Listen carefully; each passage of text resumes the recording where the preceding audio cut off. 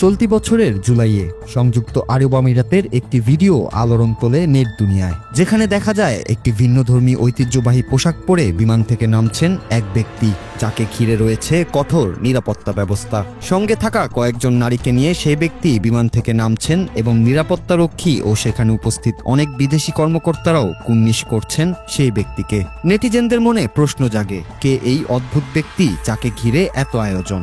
পরে বিশ্ববাসী জানতে পারে ইসওয়াতিনি নামের আফ্রিকার একটি ছোট্ট রাষ্ট্রের গল্প, যেখানে দেশ পরিচালনা করেন এক রাজা, যার নাম রাজা এমসওয়াতি। বিশ্ববাসীর সামনে উন্মোচিত হয় একটি দেশের জনগণের দুর্দশার গল্প, আর ৩০ জন স্ত্রী ও ৩৫ জন সন্তান নিয়ে এক রাজার বিলাসী জীবনের চিত্র।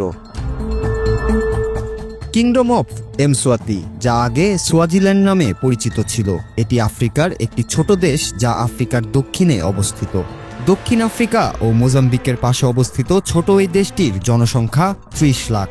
দেশটির ৬০%-এরও বেশি জনগণ অতিদারিদ্রতায় জর্জরিত। নেই পর্যাপ্ত খাবার, বিদ্যুৎ, শিক্ষা, এমনকি চিকিৎসা সেবা। রাজতন্ত্রে পরিচালিত দেশটির সিংহাসনে ১৯৮৬ সাল থেকে আছেন রাজা এমসওয়াতি। দরিদ্র দেশের রাজা হলেও ব্যাপক সম্পত্তির মালিক এমসওয়াতি। একাধিক প্রতিবেদনে বলা হয়েছে তার ব্যক্তিগত সম্পদ $১,০০০ কোটি বেশি। রাজার বিলাসবহুল জীবনযাত্রা এবং দেশের নাগরিকদের দৈনন্দিন সংগ্রামের মধ্যে আকাশ পাতাল তফাৎ বলেও অভিযোগ রয়েছে। জনতা যতই কষ্টে দিন যাপন করুক না কেন, রাজা আছেন মহাসুখে। প্রতি বছর একটি করে বিয়ে করেন এমসওয়াতি। প্রতি বছর তিনি ঐতিহ্যবাহী রিড ড্যান্স অনুষ্ঠানের মাধ্যমে একজন করে নতুন নারী নির্বাচন করেন বিয়ে করার জন্য। সেই অনুযায়ী এখন পর্যন্ত ৩০টি বিয়ে করেছেন রাজা, যদিও সাম্প্রতিক একটি প্রতিবেদনে উল্লেখ করা হয়েছে বর্তমানে তার সঙ্গে ১৫ জন স্ত্রী বাস করেন। ৩৫ জনেরও বেশি সন্তান রয়েছে এমসওয়াতির। নিজের ও নিজের পরিবারের দেখাশোনার জন্য ১০০ জন কর্মী রয়েছে এই রাজার। অভিযোগ রয়েছে প্রতি স্ত্রীকেই দামি গহনা ও ল্যাম্বরগিনির মতো দামি ব্র্যান্ডের গাড়ি উপহার দেন রাজা এমসওয়াতি। দেশের বাইরে সফরে গেলে স্ত্রীদের নিয়ে শতাধিক কর্মীসহ ব্যক্তিগত বিমানে চলাচল করেন তিনি।